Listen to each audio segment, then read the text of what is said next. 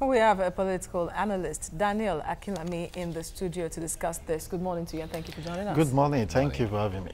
Yes, there have been calls of vote fraud by some opposition parties, including some candidates in Liberia, as the country plans to conduct a rerun election. How valid would you say this is, knowing that there was some form of protest afterwards? Well, I think for now, I don't think Liberia has that kind of institution to really investigate these fraud allegations. And on the other hand, we have about 14 days to the runoff. So the body that's supposed to investigate some of these matters hasn't done anything tangible about fraud allegation in the previous 2 elections. And also don't forget, in the last election in 2011, the other candidate who Judge Ware was running mate to went into the runoff as the leading candidate from the initial election. But because of allegations of fraud, manipulation, they boycotted that election. So there was nothing that came out of it.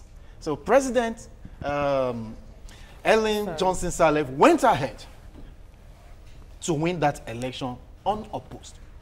So, but in this situation now, we've seen about 3-4 parties, especially Charles Bromskin and Alexander Cummings' party, even Yomi Johnson too, allege malpractices. But the possibility that this can be probed right now and anything tangible can come out of this is very low.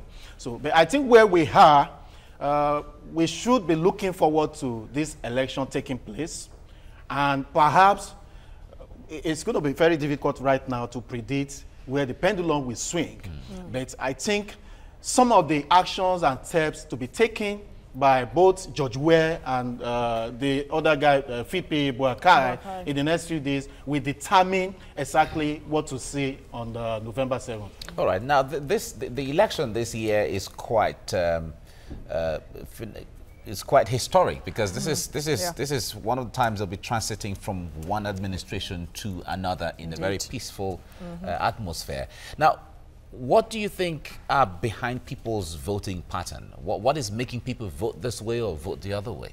What are the issues? Interestingly, Liberia election is quite different from most of the elections we've seen in Africa recently. The partitions, Liberia democratic system is a multi-party system. And this multi-party system is dominated by ex-warlords.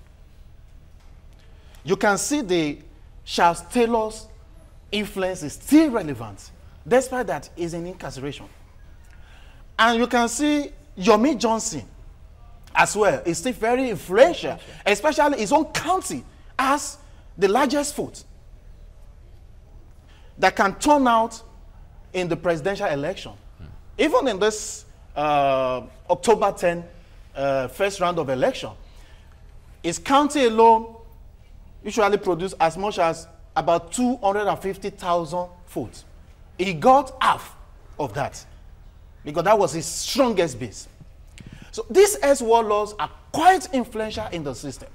So, and these are some of the factors that led to the support this president, Ellen Johnson Sirleaf, got in 2005 over Judge Ware.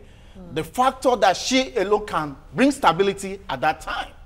Because Liberia has got to be very careful that you don't let the power slip into the hand of any of these aggressive warlords or any of their newly groomed boys.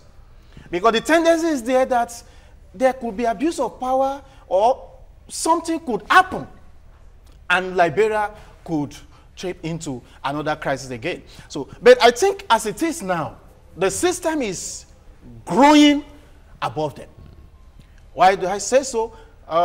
When Yomi Johnson first declared for this particular election, a lot of people really shouted and condemned his coming out again, despite all the roles he played in the civil war against Samuel Doe and all these issues. So, but he kept pushing. But the people actually did well in resisting him. they push him back to as far as number 4 in the first round of the election. So I think where they are now, you see the signs that Liberia need to consolidate on these 12 years of stability.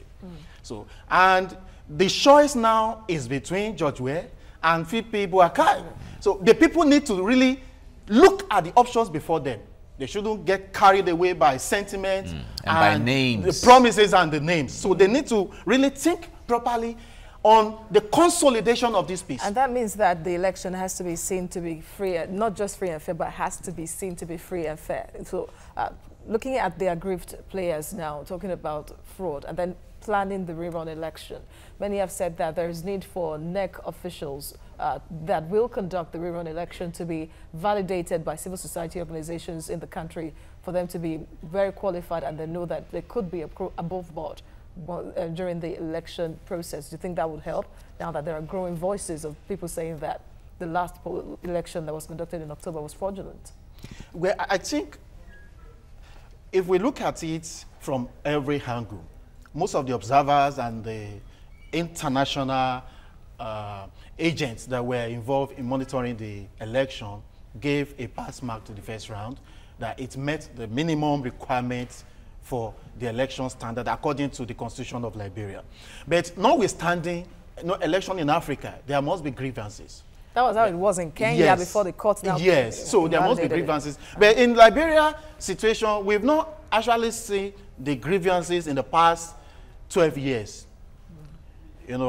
creating the storm. So you rather have the candidate boycotting or not having their way with the NEC or at the Supreme Court. So, but this time around too, I don't see these grievances really creating much storm. Why? Because the two major candidates going to the runoff are not complaining. So they are going ahead with their campaign. In fact, as a matter of fact, they are lobbying right now. Just look at George Weah appearing in Lagos 2 days ago. TV Joshua. And they asked Yomi Johnson, well, is this the endorsement now? He said, no, it's coincidental. But that's how it starts. They're already talking. George Weah is talking to them. Fipi Boakai too is talking to many of them. But there are 4 of them that will actually determine where the pendulum will swing on November 7th. The president, Ellen Johnson Sirleaf. Then the third runner-up, as Charles Bromsky, and Alexander Comey, and as well Prince Yomi Johnson. Those 4 people, at least 3 of them, whoever they endorse, will most likely carry the day on November 7th. All right, let me ask you one question before we go now. Whoever wins the presidency, what should be what kind of tasks will be ahead of him in building Liberia to the next level? There is so much ahead for whoever wins. There's so much. The poverty rate in Liberia is still one of the highest in Africa. And to the extent that about 65% of the population are living below poverty level.